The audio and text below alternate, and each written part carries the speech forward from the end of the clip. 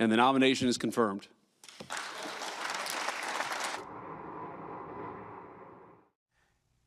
All right, so there you have it. J.D. Vance coming in, making the tie-breaking vote. It wasn't the robust clapping that you can hear from a lot of times from one side or the other, but this was split right down the middle, and they're looking up toward the gallery. It looks like nomination be waived.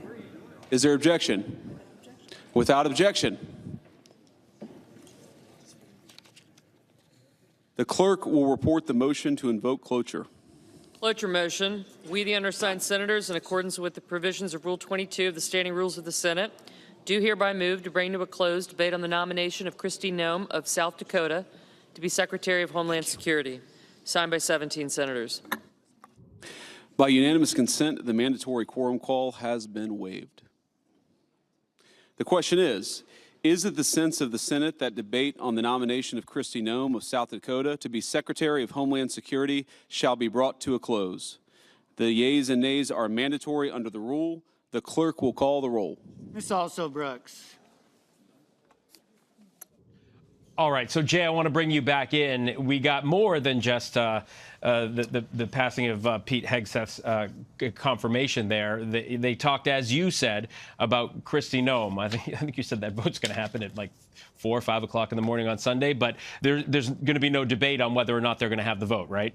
You set them up, knock them down, Phil. We're just trying to get these done fast in the Senate. So now they're teeing up a procedural vote on Kristi Noem, which, if/when it passes, because it will pass, will then begin what's called the procedural clock in the Senate. I won't bore you with it, but essentially it puts us on track for Kristi Noem's official vote to be sometime early Sunday morning, again, 5 a.m. So once this vote passes, it starts that clock, and then the Senate has to come back Sunday morning and officially vote to confirm Noem. And they're doing all of this because they're trying to move very quickly to install Donald Trump's cabinet, particularly because they're under pressure from Republicans in their own ranks, particularly further right Republicans, to do this fast. Some have issued statements saying that they don't believe this process is happening fast enough. And frankly, they're under pressure from the White House too, Phil. And one more thing, we just got a statement from Mitch McConnell, who walks us through why he cast that 11th hour no vote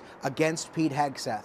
I just want to give you a snapshot of a little bit of what McConnell said, because it is at times a scathing statement. He says, effective management of nearly 3 million military and civilian personnel, an annual budget of nearly $1 trillion, and alliances and partnerships around the world is a daily test with staggering consequences for the security of the American people and our global interests. He's talking about what the Secretary of Defense has to do. Quote, Mr. Hegseth has failed as yet to demonstrate that he will pass this test.